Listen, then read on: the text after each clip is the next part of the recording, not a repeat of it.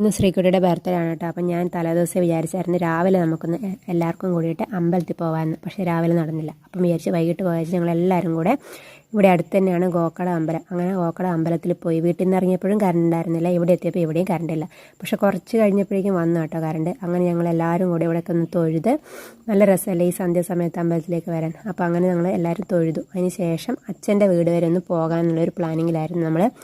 അങ്ങനെ അച്ഛൻ്റെ വീട്ടിലേക്ക് പോയി. അച്ഛൻ്റെ വീട്ടിൽ പോയപ്പോൾ അവിടെ തൊട്ടടുത്ത്, ആ വീടിൻ്റെ തൊട്ടടുത്ത് തന്നെയാണ് നമ്മുടെ ചട്ടിവയൽ അമ്പലം ഉള്ളത്. അവിടെ അയ്യപ്പൻ്റെ പ്രതിഷ്ഠ ആയതുകൊണ്ട് തന്നെ വൃശ്ചിക മാസമല്ലേ, അപ്പം ഭജനയും കാര്യങ്ങളൊക്കെ ഉണ്ടായിരുന്നു. അപ്പം ഞങ്ങൾ അവിടെ എല്ലാവരുടെയും കൂടെ ഭജനയൊക്കെ കൂടി. ഇതാണ് കേട്ടോ അച്ഛൻ്റെ അനിയൻ.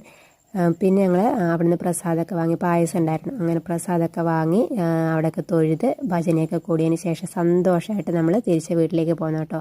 അവിടെ കുറച്ച് ഫോട്ടോയും വീഡിയോസൊക്കെ എടുത്തു. അപ്പോൾ ഇനി അടുത്ത വീഡിയോ ആയിട്ട് കാണാം. ബായ്.